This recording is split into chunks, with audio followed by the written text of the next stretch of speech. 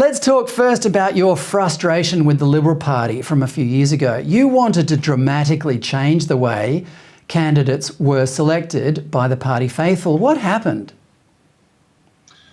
Okay, well, I wanted to change how candidates were selected. I also wanted to change how the leader, the parliamentary leader, is selected. That was the really big reform, and this is what the other Westminster countries have done, Canada and the United Kingdom in particular. Now, what we were saying is that people, if you're a member of the party, you should get to vote for who your parliamentary leader is. Now, in Canada, they had the Conservative Party in Canada recently had a ballot for who their opposition leader is going to be. Fred, they have almost 700,000 members of the Canadian Conservative Party. Now, that membership sort of doubled because so many people got excited about the race.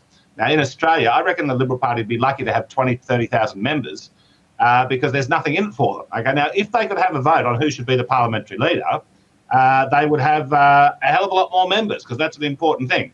But the thing that we tried to achieve, and we did actually change the rules in the New South Wales division, was to say that there should be a plebiscite to select candidates for the state and federal elections. Okay, so a plebiscite means that everybody who's a member of the party in that area, say in North Sydney where I live, everyone who's a member of the Liberal Party in North Sydney would get to have a vote on who the Liberal Party's candidate is at the next election. Now, the party eventually, after a 10-year battle, Fred, they eventually changed the rules to make sure that's the case. But then what happened was Scott Morrison and then Dominic Perrottet decided, no, we don't want too much democracy. And so they abused the party rules and they just appointed their mates. They didn't want a messy plebiscite. So that's what happened, okay? And the two of them were terrible, okay? So there was some plebiscite. The rules have been officially changed. Well, even better than a plebiscite is, we should do what the Americans do. We should have a primary. So we ask everybody who's a Liberal Party supporter in North Sydney or whatever seat, come out and tell us who you think the best candidate is. Now, if they had that, then they'd have merit. But look, it's all behind me now, Fred. They've rejected those. All right. No interest in all. Yes, well, I wanted to ask you about that, just to establish the sort of lay of the land here and connect it to how they performed on the weekend. Can you attribute the structural problems with the party to how badly they performed in New South Wales on Saturday night?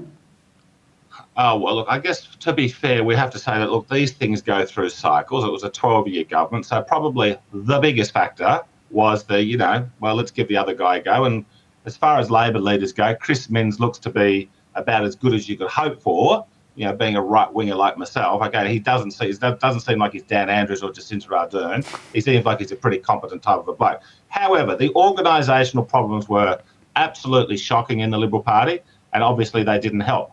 Now, the worst thing that they do, all the dysfunctional culture within the New South Wales Liberal Party is, it prevents talented people getting into Parliament. And so they just end up with these really boring little factional people who've never done anything interesting in their life.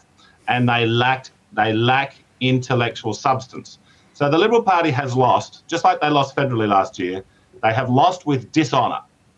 And the dishonour is this. Sometimes you can fight for principles in an election and lose, and then I think you lose with honour if you fought for principles. And that's what happened in, they say, 1993 with the Fight Back package. The Federal Libs took the Fight Back package to the electorate. The electorate said, no, we don't want that, very narrowly, but they did. Okay, well, they came out with a purist document. Good on them. Now, ScoMo and Dom Perrottet have now both lost by pretending to be the Labor Party, by giving in everything they can to the Labor Party and just being a smidgen to the right on a few little things, nothing important. Okay, so now we've got the Governor Ron DeSantis over there in Florida, who is showing these state leaders how to be a leader. And he won 60% of the vote in Florida not long ago. Now, Dom Perrottet, who I actually know quite well, I bet he's a huge admirer of Ron DeSantis, but for some reason, he was an absolute coward when he was the leader.